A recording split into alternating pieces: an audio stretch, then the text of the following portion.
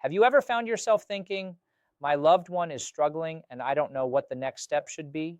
When a loved one begins to struggle with decisions, guardianship might seem like the only option. But did you know there's a more flexible, empowering alternative?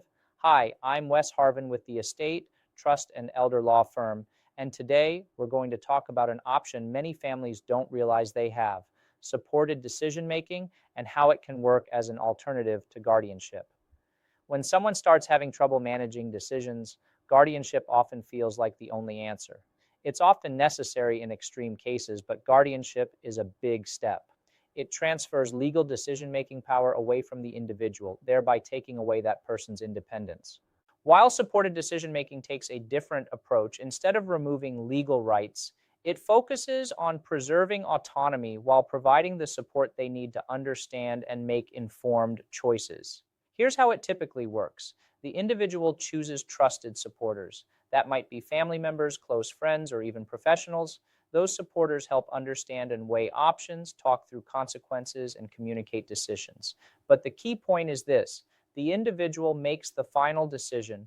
They stay in control. This approach can work especially well for adults with developmental disabilities, individuals with early-stage dementia, or people managing mental health conditions who still have capacity but need guidance with more complex decisions. Some of the benefits of supported decision-making are pretty significant. It helps preserve dignity and independence. It encourages participation in everyday life.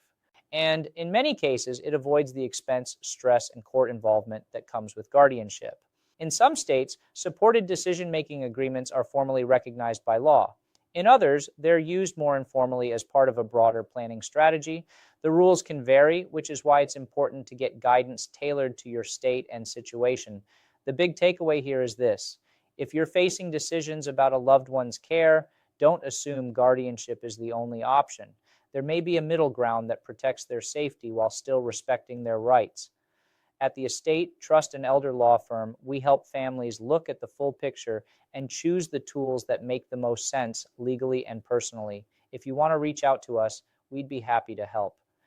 And if this was helpful, like the video, subscribe, leave your questions below, and we'll see you next time. Thanks for watching.